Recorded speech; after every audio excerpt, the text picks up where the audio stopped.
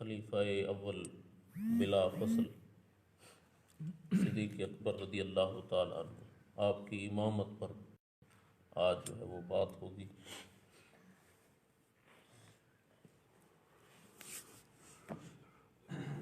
یہ البدایہ والنہایہ ہے، کتاب کا نام کہ البدایہ والنہایہ، ایدی جلد 5ویں ایدے وچوں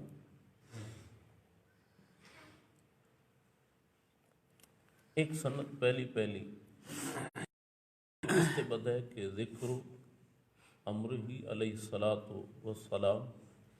ابا بکر صدیق رضی اللہ عنہ ان یصلی بالصحابۃ اجمعین ما حضورہم، کہ ذکر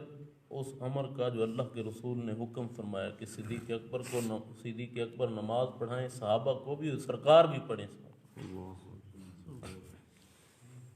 ان عبداللہ ابن زماد حضرت عبداللہ بن زماد فرماتے ہیں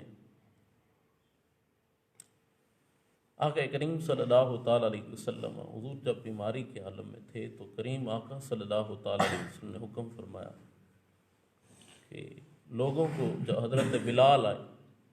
بلانے تو اللہ کے حبیب نے فرمایا کہ کہو کہ نماز لوگوں کو پڑھا دیں۔ تو فرماتے ہیں میں نے دیکھا کہ حضرت عمر پاک بیٹھے ہیں اور صدیق اکبر نہیں ہیں، تو میں نے کہا کہ قم یا عمر فصلی بالناس، اے عمر کھڑے ہو جاؤ، لوگوں کو نماز پڑھو۔ فرماتے ہیں فقام عمر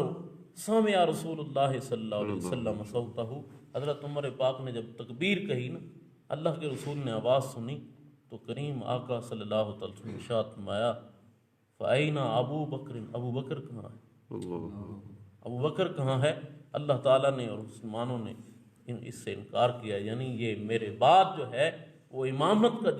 جس کو حق ہے وہ صدیق اکبر کی ذات ہے۔ آقا کریم صلی اللہ تعالیٰ علیہ وسلم نے پھر اس طرح جو فرمایا 2 مرتبہ، تو پھر بھیجا حضرت صدیق اکبر کی طرف۔ آپ جب تشریف لائے تو آپ کو حکم ہوا کہ آپ نماز پڑھیں، وہ کہ اس کی سند جو ہے وہ صحیح نہیں ہے، لیکن بات جو ہے دوسری احادیث مبارکہ کے ساتھ تعلق رکھتی ہے محبوب پاک صلی اللہ تعالیٰ علیہ وسلم کے غلاموں۔ پھر یہ حدیث شریف دوسری کہ آقا کریم صلی اللہ تعالیٰ علیہ وسلم نے، اما عائشہ پاک فرماتی ہیں حضور نے اپنی مرد میں ارشاد فرمایا کہ حکم دو، جب حضرت بلال نے اذان کہی تو اللہ کے رسول نے ارشاد فرمایا نماز کے بارے میں کہ مرو ابا بکر فَلْيُصَلِّ بِالنَّاسِ، ابو بکر سے کہو کہ وہ لوگوں کو نماز پڑھیں، ابو بکر سے کہو کہ وہ لوگوں کو نماز پڑھیں۔ فقیل لَهُ إِنَّ أَبَا بَكْرٍ رَجُلٌ، عرض کیا گیا یا رسول اللہ ابو بکر جو ہیں وہ تو نرم دل والے ہیں، اذا قام مقامک لم يستطع ان يصلي بالناس، آقا جب وہ آپ کی جگہ پہ کھڑے ہوں گے تو وہ کھڑے نہیں ہو پائیں گے آپ کے مصلی پر، نرم دلی کی وجہ سے۔ محبوب پاک نے پھر فرمایا، پھر کہا اللہ کے حبیب صلی اللہ علیہ وسلم نے پھر فرمایا کہ تم اسی طرح کرو۔ پھر اللہ کے رسول صلی اللہ علیہ وسلم نے ارشاد فرمایا کہ تم عورتوں وہ اس طرح فتنوں میں ڈالنے والی تمہیں، یعنی وہی نماز پڑھائے صدیق اکبر۔ اللہ کے محبوب نے ناراضگی کا اظہار فرمایا۔ محبوب پاک صلی اللہ تعالیٰ علیہ وسلم کے غلاموں، اب صدیق اکبر سرکار نماز کا حکم ہوا کہ صدیق اکبر نماز پڑھائیں۔ فخرج ابو بکر وجد النبی فی نفسہ، اب اللہ کے حبیب صلی اللہ تعالیٰ وسلم کے غلاموں صدیق اکبر نماز پڑھا رہے تھے، کریم آقا صلی اللہ علیہ وسلم کے سامنے ہوئے، تو اب سامنے، بالکل سامنے تو نہیں تھے، صدیق اکبر سرکار جو پیچھے ہٹنے لگے تو اللہ کے حبیب حکم فرماتے ہیں کہ اپنے مقام پہ رہو، اپنی جگہ پہ رہو۔ اب یہ حدیث شریف ایک ہو گئی۔ پھر محبوب پاک صلی اللہ تعالیٰ علیہ وسلم کے غلاموں، یہ دوسری سند کے ساتھ، اور یہ ان میں وہ حدیث مبارکہ ہیں جو حسن ہیں، کچھ صحیح ہیں، کچھ حسن صحیح۔ محبوب پاک صلی اللہ تعالیٰ علیہ وسلم کے غلاموں، اب بات جو ہے یہ بہت ساری احادیث مبارکہ سے تو ثابت ہے کہ اللہ کے رسول صلی اللہ تعالیٰ علیہ وسلم نے حکم فرمایا کہ صدیق اکبر لوگوں کو نماز پڑھائیں۔ اب یہ بات کہ رسول اللہ صلی اللہ تعالیٰ علیہ وسلم کے اس غلام صدیق اکبر سرکار کے جیسے کہ کریم آقا صلی اللہ تعالیٰ علیہ وسلم فَلْيُصَلِّ بِالنَّاسِ کریم قال فصلی ابو بکر حیات رسول اللہ صلی اللہ علیہ وسلم، صدیق اکبر سرکار نے اللہ کے رسول کی حیات میں لوگوں کو نماز پڑھائی ہے۔ تو نمازیں کتنی پڑھائی ہیں، یہ بھی اسی کتاب سے، نمازیں کتنی پڑھائی ہیں کریم آقا صلی اللہ علیہ وسلم۔ پہلے تو یہ بات سمجھے کہ محبوب پاک صلی اللہ علیہ وسلم کے غلاموں یہ حدیث حسن صحیح ہے، سند بھی یہاں اس میں حافظ ابن کثیر نے اس کتاب میں اس جگہ پر سند بھی ذکر فرما دی ہے کہ یہ وہ حدیث ہے وقال الترمذی حسن صحیح، کہ یہ حدیث جو ہے حسن صحیح ہے۔ کون سی حدیث؟ کہ صلی رسول اللہ صلی اللہ علیہ وسلم خلف ابی بکر، حضرت صدیق اکبر کے پیچھے اللہ کے رسول نے نماز پڑھی ہے۔ صدیق اکبر کے پیچھے اللہ کے رسول نے نماز پڑھی ہے۔ محبوب پاک صلی اللہ تعالیٰ علیہ وسلم کے غلاموں، یہ بات تھوڑی غور سے سنیں کہ صدیق اکبر کے پیچھے اللہ کے رسول نے دوسری حدیث، وہ ترمذی نے کہا نا یہ حسن صحیح حدیث ہے، یہ دوسری حدیث ہے جس کو امام احمد بن حنبل فرماتے ہیں یہ صحیح حدیث ہے۔ اور وہ حدیث کیا ہے؟ وہ حدیث اس طرح ہے کہ عائشہ ان ابا بکر صلی بالناس و رسول اللہ صلی اللہ علیہ وسلم فی الصف، اللہ کے رسول صلی اللہ علیہ وسلم کے سامنے صدیق اکبر نے نماز پڑھائی اور صف میں کھڑے ہو کر صدیق اکبر کے پیچھے اللہ کے رسول نے نماز پڑھی۔ اور ایک تو بات یہ سمجھو کہ کیا مقام ہے اس ہستی کا، کیا مقام ہے اس ہستی کا جو سید الاولیاء کا، مولا علی کا بھی امام ہے، سید الانبیاء اللہ کے حبیب کا بھی امام،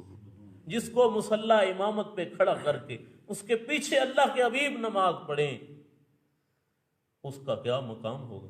اللہ تعالیٰ نے اس کو کیا مقام عطا فرمایا، اس کی امامت کا کیا مقام ہے۔ اور محبوب پاک صلی اللہ تعالیٰ علیہ وسلم کے غلاموں، اللہ کے حبیب صلی اللہ تعالیٰ علیہ وسلم نے اپنی حیات میں صدیق اکبر سرکار کو، اور نمازیں جو ہیں اس پر اسی کتاب میں کلام ہے کہ اللہ کے رسول صلی اللہ علیہ وسلم کے اس صحابی حضرت ابو بکر نے ان ابا بکر صلی بہم 17 صلاۃ، حضرت صدیق اکبر سرکار نے محبوب پاک کی ظاہری حیات شریف میں 17 نمازیں پڑھائیں۔ کنیاں؟ اور یہ پیچھے ایک حدیث شریف گزری ہے کہ وصال شریف کے دن، یعنی جس دن حضور کا وصال ہوا ہے، اس دن کی فجر کی نماز اللہ کے رسول نے صدیق اکبر کے پیچھے پڑھی، صدیق اکبر کے پیچھے پڑھی ہے۔ محبوب پاک صلی اللہ تعالیٰ علیہ وسلم کے غلاموں، اب یہاں پر یہ کلام فرماتے ہیں حافظ ابن کثیر، محبوب پاک صلی اللہ تعالیٰ علیہ وسلم غلاموں یہ کہتے ہیں کہ کسی نے یہ بھی کہا ہے کہ 20 نمازیں، صدیق اکبر سرکار نے کتنی؟ 20 نمازیں۔ محبوب پاک صلی اللہ تعالیٰ علیہ وسلم کے غلاموں، اب یہ بات جو ہے کہ صدیق اکبر سرکار والمقصود ان رسول اللہ صلی اللہ علیہ وسلم قدم ابا بکر الصدیق اماما للصحابۃ كلهم في الصلاۃ التي هي اکبر ارکان الاسلام، کہ اللہ کے رسول صلی اللہ علیہ وسلم نے صدیق اکبر کو مصلی رسول پہ کھڑا کر کے یہ اس بات کی طرف اشارہ فرمایا کہ جب مجھے اور صحابہ کو جو نماز پڑھا سکتا ہے تو اسلام کی جو افضل ترین عبادت ہے نماز، اس میں اگر امامت کرا سکتا ہے تو یہی ہمارا امام ہے، یہی ہمارا امام ہے۔ اور محبوب پاک صلی اللہ تعالیٰ علیہ وسلم کے غلاموں، بلکہ ایک حدیث شریف اس کے پیچھے گزری ہے، وہاں نماز کا وقت ہوا، نماز کی بات ہوئی کہ نماز کوئی پڑھائے، تو حضرت صدیق اکبر کہتے ہیں مولا حضرت عمر پاک سے کہ آپ نماز پڑھیں، تو حضرت عمر پاک کہتے ہیں نہیں سرکار، جہاں آپ ہوں تو آپ کا ہی حق ہے کہ آپ نماز پڑھائیں لوگوں کو۔ اب محبوب پاک صلی اللہ تعالیٰ علیہ وسلم کے غلاموں، قال الشیخ ابو الحسن الاشعری، شیخ ابو الحسن اشری نے کہا کہ پہلے کرنا تقدیمہ لہو امر معلوم بالضرورت من دین الاسلام، صدیق اکبر کو پہلے کرنا، آگے کرنا مصلی امامت پر، یہ اللہ کے رسول صلی اللہ علیہ وسلم نے دینی ضرورت کے تحت ایسا کیا، یعنی کہ اس سے یہ امر معلوم ہوا کہ دین پاک کی یہی ضرورت تھی کہ انہیں آگے کیا جائے، اور ان کا آگے کرنا، صدیق اکبر کو مصلی امامت پہ کھڑا کرنا، فرماتے ہیں دلیل علی انہ عالم الصحابۃ وقرہم، یہ اس بات کی دلیل ہے کہ وہ صحابہ میں اعلیٰ علم والے تھے، وہ صحابہ میں اعلیٰ علم والے تھے محبوب پاک صلی اللہ تعالیٰ علیہ وسلم کے غلاموں۔ اور پھر یہ بات ثابت ہوئی، لما ثبت فی الخبر خبر المتفق علی صحت بین العلماء ہے، یہ ثابت ہوا اس خبر سے، اس حدیث سے جس پر علماء کا اتفاق ہے کہ ان رسول اللہ صلی اللہ علیہ وسلم، بے شک اللہ کے رسول نے ارشاد فرمایا کہ یہ قوم یوم القوم اقراؤہم لکتاب اللہ، کہ قوم کی امامت وہ کرائے جو ان میں قاری بڑا ہو، جو ان میں قاری بڑا ہو۔ پھر فرمایا فَإِنْ كَانُوا فِي الْقِرَاءَةِ سَوَاءً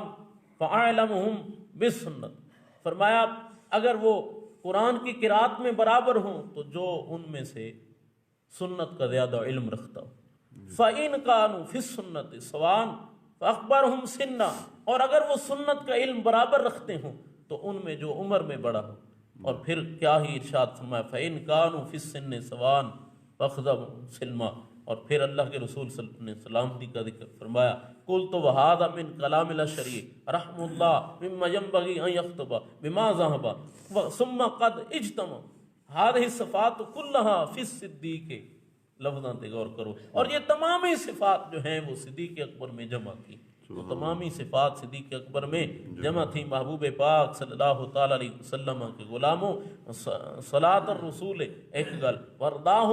اللہ کے رسول کا صدیق اکبر پر راضی ہونا، صلاۃ الرسول خلفہ فی بعد الصلاۃ، اللہ کے رسول صلی اللہ تعالی علیہ وسلم کا صدیق اکبر کے پیچھے نماز پڑھنا، یہ مقام ظاہر کرتا ہے اس بات کو کہ صدیق اکبر امام،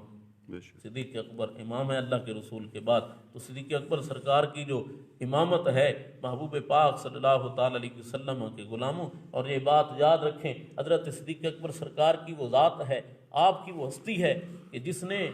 محبوب پاک صلی اللہ تعالی علیہ وسلم پر ایمان لانے سے پہلے وہ بچپن میں بھی کبھی جس کا سر کسی بت کے سامنے کبھی نہیں جھکا، کسی بت کے سامنے کبھی نہیں جھکا۔ صدیق اکبر وہ ہستی ہے جس نے وہ بچپن میں بھی کبھی جھوٹ نہیں بولا۔ صدیق اکبر وہ ہستی ہے کہ جس نے وہ اسلام لانے سے پہلے بھی کبھی شراب کو ہاتھ نہیں لگایا، کبھی شراب نہیں پی۔ محبوب پاک صلی اللہ علیہ وسلم کے غلاموں، اور اس بات پر کہ صدیق اکبر وہ جو ایمان لانے کی پھر بات ہے، اہل فطرت کی قسمیں ہوتی ہیں، اہل فطرت کی قسمیں ہوتی ہیں، اسی لیے یعنی کچھ وہ ہوتے ہیں کہ جنہیں ہدایت سے پہلے ہی ہدایت سے، اور یہ آپ کے بچپن کی بات نہیں سنی کہ جب آپ کے والد ابو قحافہ جو بعد میں ایمان لے آئے، حضور کے صحابی بنے، حضرت صدیق اکبر کو لے جاتے ہیں